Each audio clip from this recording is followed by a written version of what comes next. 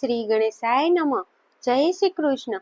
મિત્રો, સ્વાગત છે તમારું મારી યુટ્યુબ ચેનલ સનાતન વિચારમાં. મિત્રો, ભક્તિ એ રીત નથી, એ તો જીવતી સમજણ છે. એ પાપણના પાણીમાં છુપાયેલી શ્રદ્ધા છે.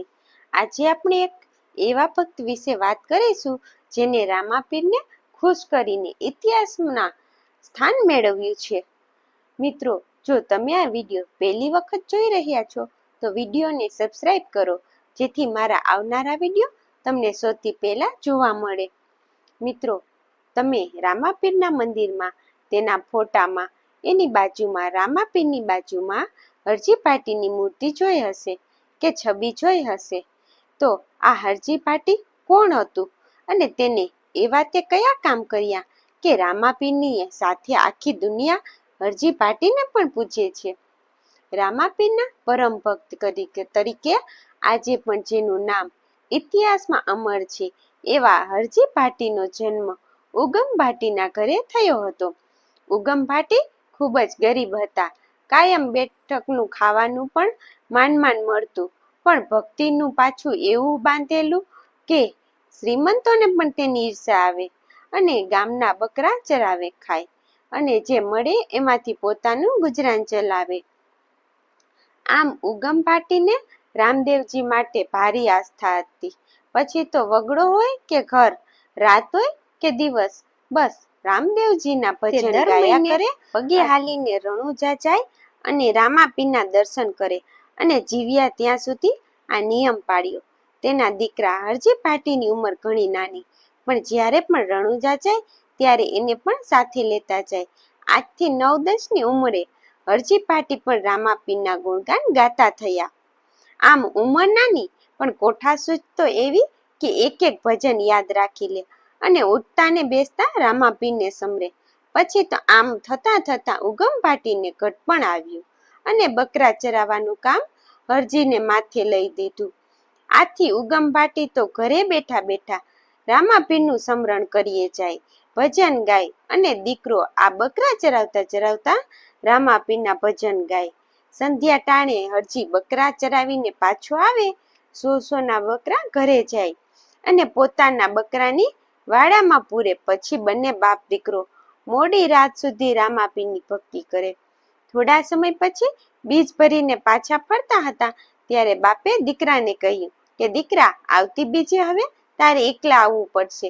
બિચારા હરજીને એમ કે બાપાને ક્યાંય ગામત્રે જવાનું હશે, પણ ત્યાં તો મોટા ગામત્રે હાલી નીકળ્યા. પિતાના અવસાન પછી હરજી સાવ એકલો થઈ ગયો. થોડા દિવસો તો તે સાવ એકલવાયો થઈ ગયો, પણ પાછો એ બકરા ચરાવવા વગડે જવા લાગ્યો. આમ પોતે ગામના બકરા ચરાવે અને પોતાનું ગુજરાન ચલાવતો. આમ થતા હરજી થોડો મોટો થયો. એને દુનિયાની જરાય ચિંતા નથી. રોટલો મળે તો ખાઈ લે અને ન મળે તો વાડામાં ખાટલો નાખીને ભજન ગાય અને ભૂખ માંગે.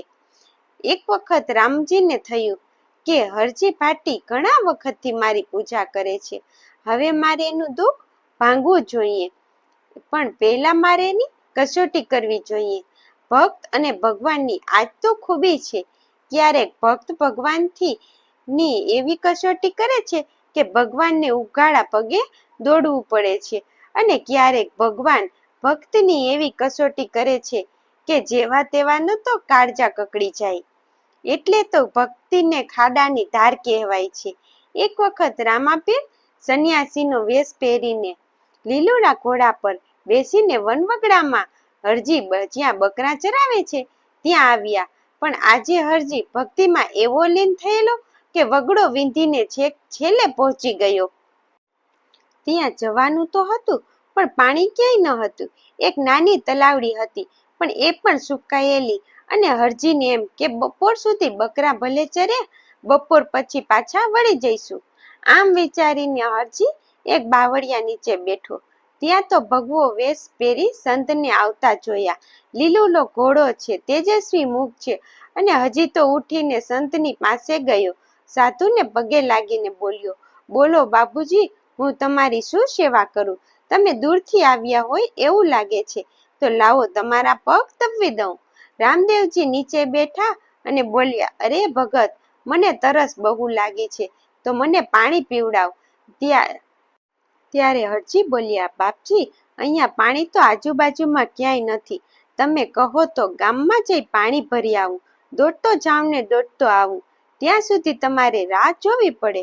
આ સાંભળીને રામદેવજી કહે, ભગત, તું ગામમાં જાય ને એટલી વાર મારાથી રહેવાય એમ નથી.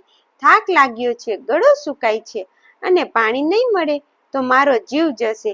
તું એમ કર, એકાદ બકરી દોઈ દે, દૂધ પી લઉં ને તો થોડી વાર મને રાહત થાય. હવે હરુચી મૂંઝાણો કારણ કે બકરીના ટોળામાં એકે બકરી દૂધણી નથી. એ તો પોતાના ભાગ્ય પર દુઃખ અનુભવવા લાગ્યો કે અરે રે, જિંદગીમાં પહેલી વાર કોઈ સંતનો ભેટો થયો છે, પણ રતી પાણી પાઈ શકો તેમ નથી, દૂધ પાઈ શકતો નથી. હરજીને મૂંઝાતો જોઈ રામદેવજી બોલ્યા કે ભગત, વિચાર શું કરે છે? તું તારે પૈસા લઈ લેજે. અરે, હરજી બોલ્યો, અરે બાપજી, હું પૈસા લઉં તો કયા ભાવમાં છૂટું? પણ બાપજી, દુઃખ એ વાતનું છે કે બકરી એકેય દૂધણી નથી. એટલે રામદેવજીએ એક બકરીની સામે આંગળી કરી અને કહ્યું, જા, આ બકરી દૂધણી છે, જેને તું માનતો હો તેને યાદ કરીને દોઈ લે. હજી તો મૂંઝાતો ગયો બકરી દોવા બેઠો. બકરી એકેય વાર વિયાણી નથી, તો કઈ રીતે દૂધ આપે? હે રામાપીર, લાજ રાખી લેજો. દૂધની શેરો ફૂટી અને ગણિતોમાં તો દૂધનો લોટો ભરાઈ ગયો. અને પછી તો હરજી હરખાતો સાધુ પાસે આવ્યો અને દૂધનો લોટો આપ્યો અને કહેવા લાગ્યો, બાપજી, આ તો મારા રામાધણીએ મારી લાજ રાખી. અને રામજીએ તો દૂધનો પ્યાલો પીધો, પણ વળી પાછા બોલ્યા કે ભગત, તરસ તો હજી એમની એમ જ છે. તમે ગમે ત્યાંથી પાણી લઈ આવો. ભગત, પેલી ઝાડી પાછળ તળાવ ભર્યું છે, ત્યાંથી પાણી લઈ આવો. આ સાંભળી હરવેથી હરજી હસ્યો પડ્યો અને બોલ્યો, બાપજી, આ તો નિર્જળો વિસ્તાર છે, અહીં ક્યાંય પાણી નથી. તમે જે તલાવડીની વાત કરો છો તે સાવ સુકાયેલી છે. રામજી હજી પાર્ટીની વાત પર ફેરવ્યો અને કહ્યું, મને ત્યાંથી પાણી દેખાય છે. તમે કહો છો તો હું એક આંટો મારતો આવું. આટલું બોલીને હરજી તો પડ્યો ઝાડી પાછળ. ત્યાં તો તળાવ છલોછલ ભરાયેલું હતું. આ જોઈને હરજી બોલ્યો, વાહ રે મારા સમરસ ધણી, વાહ રે વાહ, તારી માયાનો કોઈ પાર નથી. તરસ લગાવનારોય તું છે અને છીપાવનારોય તું જ છે. આટલું વિચારી જીન્ના પાણી ભરવા લાગ્યો અને વાસણમાં તેને રામદેવજી મહારાજે પીધેલું એઠું દૂધ જોયું અને એને એમ થયું કે આ તો સંતની પ્રસાદી કહેવાય. એમ વિચારી તે દૂધ પી ગયો. એને દૂધ પીતા તેના અંતરમાં અંજવાળા થયા અને પછી તો જ્યાં નજર કરે ત્યાં તેને લુલુડા ઘોડે રામાપીર દેખાય. હજી તો પાણી ભરી દોડતો આવ્યો અને આંખોમાંથી આંસુ વહેવા જ લાગ્યા અને ભક્તિના રંગથી શરીર ધ્રુજે છે. ગળગળો થઈને બોલ્યો, હે પ્રભુ, મારો અવતાર ધન્ય થઈ ગયો. હું તમને ઓળખી ગયો છું. મારી કાયાનું કલ્યાણ થઈ ગયું છે. મારો ભવ સફળ થયો. રામદેવજી હસતા હસતા પાણી પીવા લાગ્યા. ત્યાં તો હરજી પાટીએ પ્રભુના ચરણ પકડી લીધા. રામજી કહે, માથા પર હાથ મૂકીને કહ્યું, ભગત, હું તારી વિચાર ભક્તિથી પ્રસન્ન થયો છું. તારી ઈચ્છા હોય તે માંગી લે. કહે તો 7 માળની હવેલી આપું અને કહે તો રાજગાદી આપું.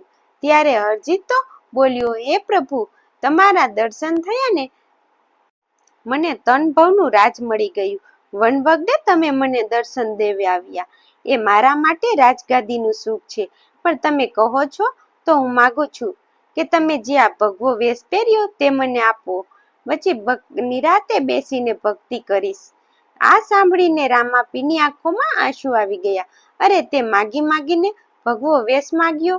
રામદેવજી હરજી પાટીને સમજાવે છે કે તારે તો હજી સંસાર ભોગવવાનો બાકી છે. હરજી કહે છે કે મારે તો પદ સુધીની પથારી કરવી છે અને ખાવા મળે તોય શું અને ન મળે તોય શું, ઉપવાસ થયો ગણાય. રામદેવજી કહે, જો તારી ઈચ્છા હોય તો હું તને ગુણવંતી કન્યા તારા માટે શોધી લાવું અને તને રંગે ચંગે પરણાવું અને સંસારમાં રહીને તમે પતિ પત્ની બંને ભક્તિ કરશો. ને તો મને બહુ લાવો ઉતરશે. અરજી પાટી કહે બોલ્યા, હે પ્રભુ, મારા સંસારમાંથી નીકળવાની તક મળી છે તો તમે પાછો આ ઊંડા કૂવામાં કેમ ઉતારો છો? રામાપીરે કહ્યું કે તું લગ્નના ખર્ચાની ઉપાધિ ન કરીશ, બધો ખર્ચો હું આપીશ. હે પ્રભુ, લગ્નનો ખર્ચ તો તમે આપશો, પણ જે સ્ત્રી આવે એને કેટલી વસ્તુ જોઈએ. એક દી કહેશે સાડી લાવો, એક દી કહેશે સાડી લાવો, એક દી કહેશે બંગડી લાવો, બધું ક્યાંથી લાવું? ત્યારે રામાપીર બોલ્યા, અરે હરજી, એમાં શું મૂંઝાય છે? તારે કાજે તો હું કાપડિયો થઈને આવું, તારે કાજે હું સોનીડો થઈને આવું, તારે કાજે હું મણિયારો થઈને આવું, પણ તું લગ્ન કરી લે. પરંતુ છેલ્લે અરજી પાટી રડી પડ્યા અને બોલ્યા, હે પ્રભુ, આ ભગતને ઝાડમાં ન નાખો. દર્શન દેવા આવ્યા છો તો એટલી કૃપા કરતા જાઓ કે મને ભેખ આપો. અને જ્યારે હરજી પાટી રડવા માંડ્યા ને ત્યારે રામજી તેના માથા પર હાથ ફેરવતા બોલ્યા કે ધન્ય છે તારી ભક્તિને મેં આટલી લાલચ દીધી તો પણ તું ડગ્યો નહીં. આટલું કહીને રામદેવજી પીરે પાથરના પાથર્યા અને હરજી પાટીને શામાં બેસાડ્યા. કાનમાં ગુરુ મંત્ર ફૂંકીને દીક્ષા આપી અને ગળામાં રુદ્રાક્ષની માળા નાખી. ને રામજી કહેવા લાગ્યા કે હરજી, તારે પેક પહેરવાની જરૂર નથી, તું જેવો છે એવો મને જ પસંદ છે. આ સાંભળી હરજી નાચવા લાગ્યા અને રામાપીરને ભેટી પડ્યા. પછી રામાપીર બોલ્યા, હરજી, આજથી મારી સાથે તારું નામ અમર થશે, તારી મનોકામના પૂર્ણ થશે.